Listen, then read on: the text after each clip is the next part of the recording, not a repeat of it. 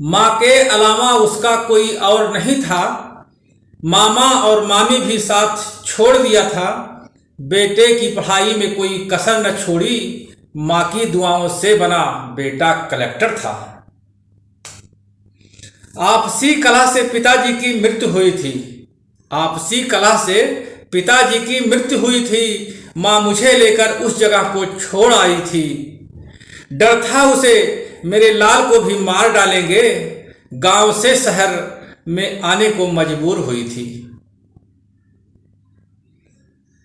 पहली नजर में आए पसंद उसे क्वालिटी कहते हैं।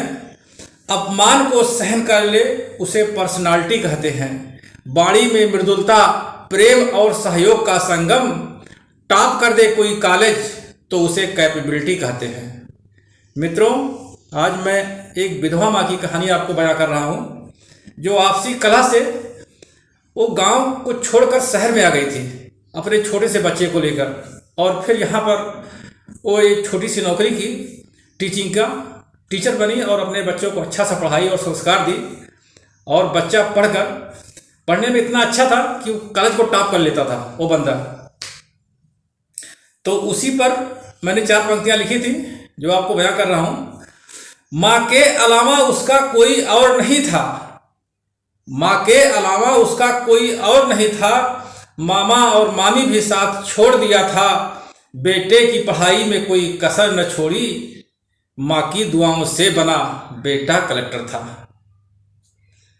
कहते हैं माँ की दुआ इतनी पावरफुल होती है कि उसके आगे किसी की दुआ काम नहीं करती है।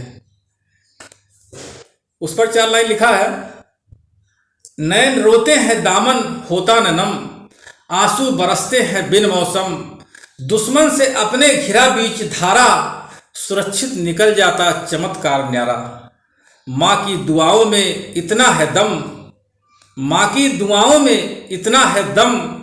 आंसू बरसते हैं बिन मौसम। मातृत्व क्षमता नहीं होती कम। मातृत्व क्षमता नहीं होती कम। दुनिया में सब कुछ माँ से है कम। महेंद्र की कविता से न हो सकता पूरा। माँ के बिना है ये जीवन अधूरा।